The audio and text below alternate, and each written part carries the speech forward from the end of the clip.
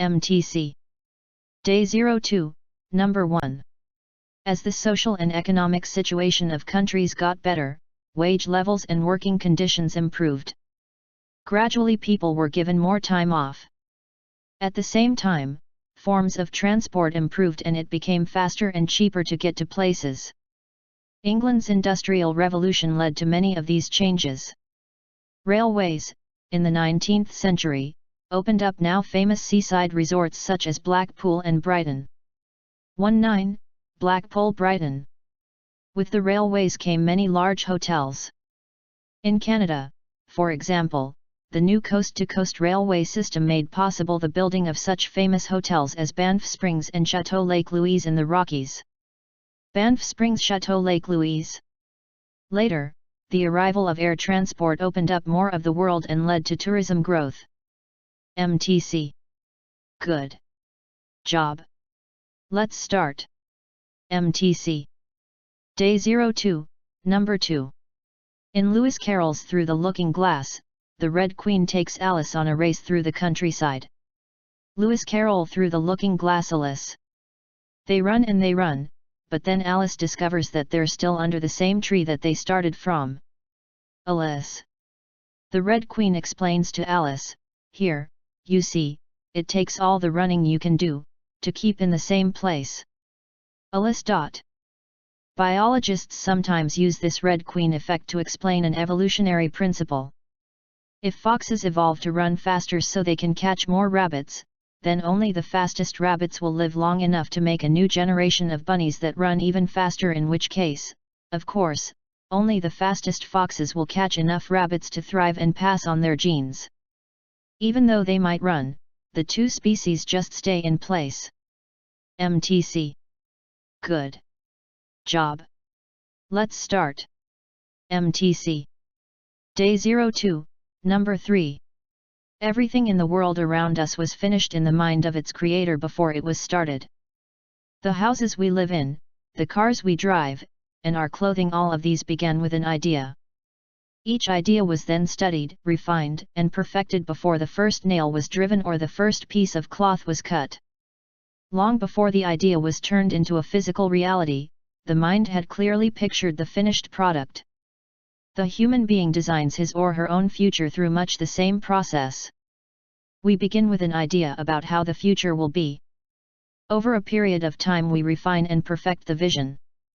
Before long, our every thought, decision, and activity are all working in harmony to bring into existence what we have mentally concluded about the future. MTC. Good job. Let's start. MTC. Day 02, Number 4. In the Old Stone Age, small bands of 20 to 60 people wandered from place to place in Indiana search of food. 260. Once people began farming, they could settle down near their farms. As a result, towns and villages grew larger. Living in communities allowed people to organize themselves more efficiently. They could divide up the work of producing food and other things they needed. While some workers grew crops, others built new houses and made tools.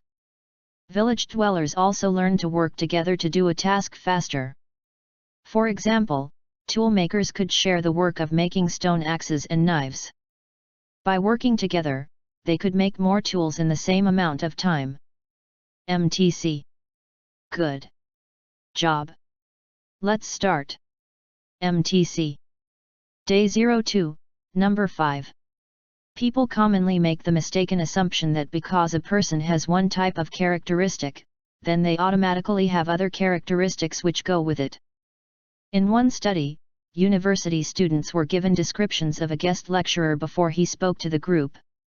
Half the students received a description containing the word warm, the other half were told the speaker was cold.